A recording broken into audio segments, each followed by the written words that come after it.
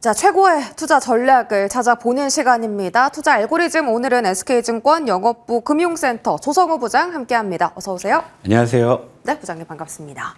지금 우리 시청자분들께서 가장 많이 하시는 고민이 아닐까 싶습니다. 짧게 강하게 상승하는 테마를 트레이딩할까, 아니면 조금 부진한 섹터를 저렴한 가격에 모아갈까? 요 키워드를 저희가 잡아봤고요. 첫 번째 키워드 보겠습니다. 살아나는 바이오. 일단 지금 코로나 바이러스 테마로 지금 시장을 거의 장악한 수준인데, 이게 시장이 떨어지다 보니까 수급이 갈 곳이 없어서 좀 제약 바이오 그리고 이 코로나 테마로 몰리는 경향도 없잖아 있습니다. 우리가 이것을 이용해야 할까요? 아니면 쳐다도 보지 말아야 될까요? 딱 정확히 보신 것 같아요. 오늘 좀 바이오가 강한 이유는 말씀하신 그 이유 같습니다. 시장에 이제 돈 갈 곳이 없다 보니 바이오 쪽으로 수급이 좀 몰리는 것 같은데, 자, 여기서 사실은 우리가 어떤 선택을 할지는요, 제가 정답을 제시해 드릴 수 있는 부분은 아닌 것 같고요. 우리 시청자 여러분들의 마음속에 있다고 저는 생각을 합니다. 이를테면, 내가 그래도 성향이 조금 공격적이고 좀 매매에 좀 어떤 숙련도가 있다 하시는 분들은 적극적으로 트레이딩을 하셔도 바이오 쪽에서 수익의 기회가 있다라고 저는 생각을 해요. 다만, 내가 아직 좀 매매도 익숙하지 않고 좀 느리고, 또 나는 뭐 이제 직장 생활을 하다 보니까 뭐 시세를 하루 종일 쳐다볼 수가 없어 하시는 분들은 트레이딩에 있어서는 좀 불리한 상황이니까 그런 분들은 오히려 이제 지금 쉬어가고 있는 쪽을 모아가시는 그런 부분들. 그러니까 정답은 어떻게 보면 여러분들의 투자 성향이나 환경에 있다라고 봅니다만, 현재 시장의 어떤 장면만을 놓고 봤을 때는요, 지금 바이오 쪽은 어떤 움직임이냐. 자, 전체적으로 보면 우리 시장이 최근에 낙폭을 많이 회복을 했었죠. 이것은 무엇이냐면 관세 충격으로 잃어버렸던 부분들을 다시 되찾는 구간이었습니다. 하지만 여기서 이제 추가적으로 좀 뻗어 나가기 위해서 필요한 것이 있었는데, 그것이 무엇이었냐? 바로 금리 인하였거든요. 그런데 미국 연준에서 6월에도 안 할 것 같고 7월에도 안 할 것 같고 빨라야 9월 같으니까 이제 시장이 여기서 더 이상의 상승 동력을 얻지 못하는 거죠. 주식은 물리학의 법칙이 적용이 돼요. 아무 힘을 가하지 않으면 떨어지는 성질이 있습니다. 근데 그런 상황에서 최근에 미국의 신용등급 강등 이슈도 있었고요. 또 간밤에 미국 국채 입찰이 부진했다라는 그런 소식도 있었어요. 그러다 보니까 조금 여기에 하방 압력이 생겼죠. 그러다 보니까 오늘 우리 시장에 좀 낙폭이 좀 생각보다 깊게 나오고 있는 상황인데, 하지만 시장에서는 매일매일 좀 자금이 트레이딩이 되고 있죠. 어디를 갈까 했더니 바이오 쪽이죠. 왜? 바이오 쪽은 일종의 그 방어주나 대안 섹터로서의 기능을 하고 있기 때문에 메이저 수급들도 이런 상황에서 반도체 2차 전지 안 삽니다. 바이오 시가총액 상위 대형 바이오를 좀 사는 그런 수급상의 패턴들이 있고요. 또 여기에 이제 하나 붙이자면은 최근에 중화권에서 코로나가 다시 재확산되는 그런 분위기, 그리고 이제 어제 오늘 이슈를 크게 달구었던 삼성바이오로직스의 인적 분할 같은 그런 개별 이슈들, 이런 부분들이 있기 때문에 오늘 시장에서는 바이오 섹터가 유독 강한 모습을 보이고 있다, 이렇게 볼 수가 있겠습니다. 네, 지금 여러 가지 이유를 좀 설명을 해주셨는데, 일단 지금 코로나 사실 바이러스 종목뿐만 아니라 기술 이전 관련주들, 뭐 예를 들면 리가켄바이오도 오늘 2% 상승하고요. 그 다음에 비만 치료제 쪽이죠, 블루엠텍 오늘 10% 급등. 예. 그러니까 이게 전반적으로 사실 코로나 테마 때문에 오르는 게 아니라 제약바이오 쪽으로 다시 한번 기대감이 쏠렸다, 이렇게 해석하는 건 아직은 조금 이른 감이 있나요? 네, 그냥 시장 빠져서 거기 들어간다고 보시는 게 오늘은 맞고요. 그러니까 이게 이제 어디까지 갈지가 중요한 건데, 네. 어쨌건 사실은 이 코로나 확산이라는 게 지금 제약바이오 쪽에 분명히 뭔가의 불쏘시개를 해주고 있는 것만큼 분명하죠. 오늘 뭐 코스닥의 시가총액 상위 바이오주들은 좀 이제 카테고리를 나눠보게 되자면은 아무튼 이제 비만 치료제 쪽이 수급이 유독 강한데, 이 역시도 이제 코스닥의 시가총액 상위라니까. 그러니까 결국에 이제 기관 외국인들의 어떤 대안 수급으로서 이런 부분들이 작용할 수 있는 부분이지, 그 개별 종목들이 오늘 특별한 간판을 달고 올라가는 건 분명히 좀 아니라는 거죠. 그러니까 일단은 좀 수급의 어떤 좀 대피, 안전지대, 이런 성격으로 오늘의 시세는 좀 이해하면 좋을 것 같고요. 네. 예, 코스피 쪽도 이제 뭐 삼성바이오로직스의 그런 이슈도 있었지만, 이를테면 이제 다른 쪽, 예를 들면 SK바이오사이언스나 녹십자 같은 종목들이 움직이는 것은 또 아무래도 좀 코로나 확산 영향이라고 볼 수가 있겠죠. 그리고 이제 중소형주 단에서는 뭐 이제 진단키트라든지 또 코로나 뭐 치료제 관련한 종목들이 움직이고 있기 때문에, 일단 오늘은 그냥 시황 상황에 따른 어떤 수급의 일시적인 어떤 이동으로 좀 보시면 될 것 같고, 이것이 이제 앞으로 이제 바이오의 시세를 계속적으로 이끌어갈지에 대해서는 조금 따져봐야 될 부분들이 있어 보입니다. 네, 알겠습니다. 지금 삼성 이야기 해주셔서 바로 다음 키워드로 넘어가 볼게요. 삼성에 대한 지배구조 개편 이야기가 계속되고 있습니다. 이것이 정말 삼성그룹주 포함해서 지주사한테 수혜냐라는 부분 좀 궁금한데 일단 삼성바이오로직스가 삼성바이오에피스 인적 분할하기로 했다라는 소식이 전해졌어요. 어제 삼성바이오로직스 급등했죠. 네. 근데 저는 아직 조금 이해가 안 되는 게 왜 삼성바이오로직스의 인적 분할이 호재인가? 아직은 잘 모르겠거든요. 원래 100% 자회사가 바이오에피스였잖아요. 근데 이게 인적 분할했다고 주주들한테 뭐 큰 수혜가 있나? 이것도 궁금하고 뭐 에피스가 상장한다면 얘기가 달라지겠지만 이 이슈를 어떻게 좀 해석해야 좋겠습니까? 그러니까요. 저도 의아하네요. 그죠? 피자를 잘랐다고 해서 피자의 양이 늘어나는 게 아닌데 왜 시장에서는 거기에 자꾸 의미를 부여해서 무언가를 자꾸 만들려고 하는지 그죠? 이해가 잘 안 되실 수 있습니다. 하지만 시장은 심리가 작용을 크게 하는 곳이기 때문에 그런 어떤 현상을 두고서 여기저기서 떠들어대면 아무래도 뇌동을 하게 되고 군중 심리가 그리 움직이게 되는 것이기 때문에 어쩔 수 없는 시장이 좀 생리의 일부기도 한데 근데 이제 이런 구간에서는 우리가 지금 판단을 좀 냉철하게 할 필요는 있죠. 물론 표면적으로는 긍정적인 부분들이 분명히 있어요. 이를테면 그동안 삼성바이오로직스는 삼성바이오에피스를 가지고 있었기 때문에 일종의 좀 사업 부분에서 이해상충의 소지가 있었다는 거죠. 그 이해상충이라는 건 어떤 거냐면 의약품의 위탁 개발 생산을 하고 있으면서 또 한편으로 신약 개발도 하고 있다 보니까 예를 들면 이제 삼바에다가 무언가 이제 의약품의 CDMO를 맡기려는 기업이 이러다 내 기술 유출되는 거 아니야? 사실 이제 이런 어떤 좀 색안경에서 자유롭지가 못했거든요. 근데 이번에 분할을 통해서 이제 그런 어떤 이해상충 부분들을 많이 해소했다. 이런 쪽이 이제 시장에서 좀 긍정적인 평가를 좀 불러올 수는 있습니다. 그런 것들이 또 일부 앞으로 그럼 삼성바이오로직스의 좀 CDMO 쪽의 수주에 있어서는 조금 숨통이 트일 거 아니냐. 그러니까 이런 쪽에 대한 주가의 어떤 좀 상승 작용 그런 부분들은 분명히 좀 이해할 수 있어요. 하지만 수박을 반으로 쪼갰다고 해서 그 수박이 다시 자라나는 것은 분명히 아니기 때문에 일단 좀 가십성의 이슈로 좀 보시는 게 일단 맞지 않느냐. 전 그렇게 보고 있습니다. 지배구조 개편 가십 이슈다. 삼성바이오 어제 뭐 FDA 실사 갔다 왔다. 이게 조금 더 어제의 주가 상승 동력으로 작용한 것이 아닌가라고 언급해 주셨고 사실 삼성그룹주뿐만이 아니라 지금 다른 기업들도 지배구조 개편 얘기 나오는 게 상법 개정안 때문이거든요. 이게 하반기에 국회 통과되면 여태까지 지배구조 좀 안 좋았던 기업들이 다 타겟이 되면서 정부에서 압박이 들어가기 때문에 주주 친화 정책 세울 거다. 배당 더해주고 자사주 소각하고 그래서 지금 지주사들이 강한데요.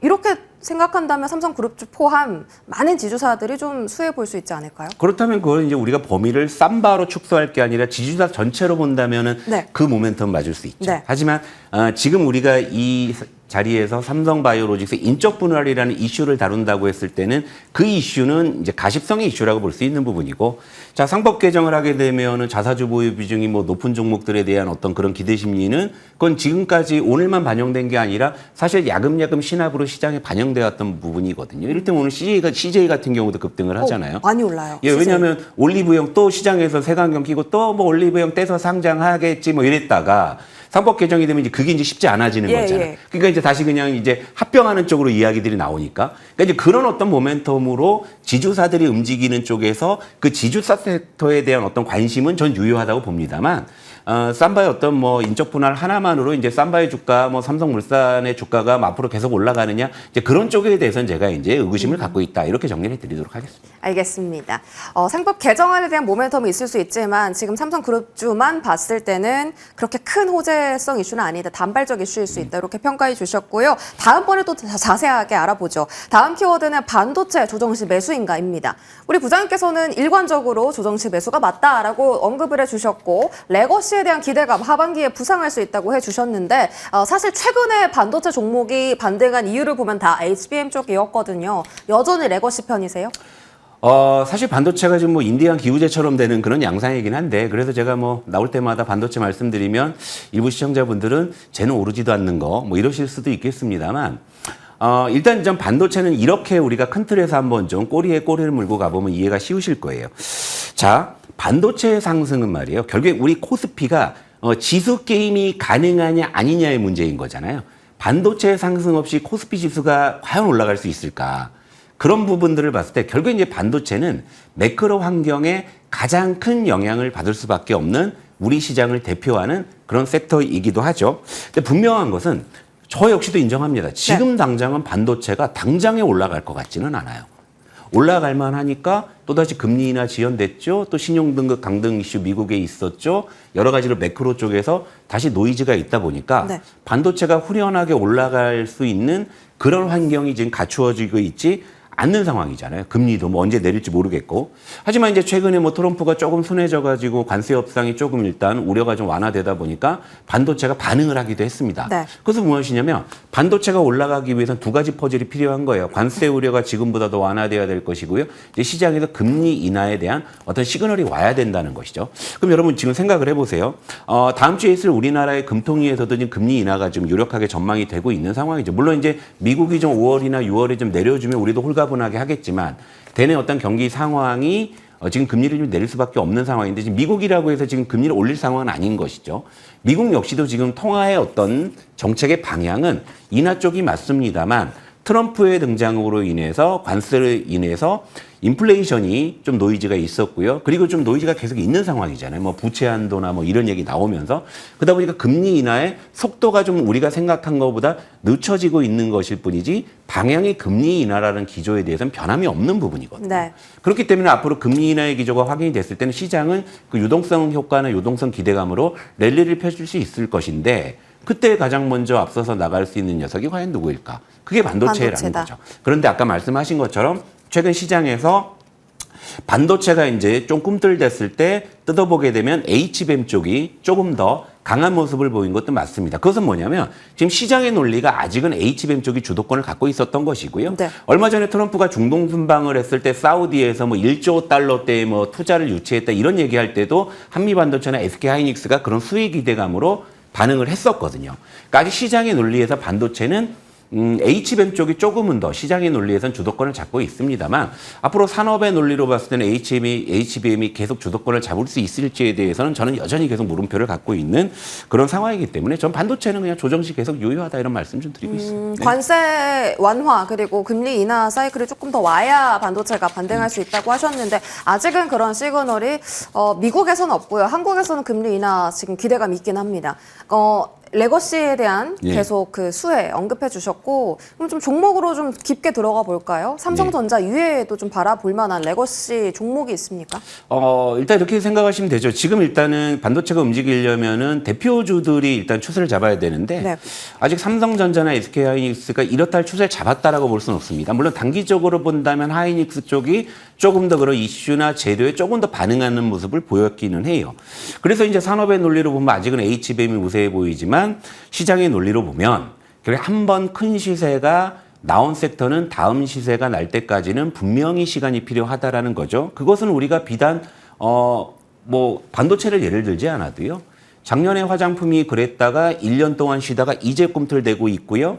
2차 전지는 그렇게 큰 대시세가 나고 나서 이렇다 할 반전을 못 보여주고 있다는 것은 아직 시간이 필요하다는 거죠. 그리고 작년에 시장의 길이나로 평가받았던 한미 반도체 최근에는 뭐 이런저런 좋은 뉴스들이 많았음에도 불구하고 주가는 여전히 고점 대비 반토막 이하에서 머물고 있다라는 거죠. 그렇다면 앞으로 시장이 올라갈 때 HBM 논리로 다시 이것이 올라갈 것이냐 저는 그렇게 보지 않고요. 올해 결국에는 레거시라고 저는 보고 있는 것인데요.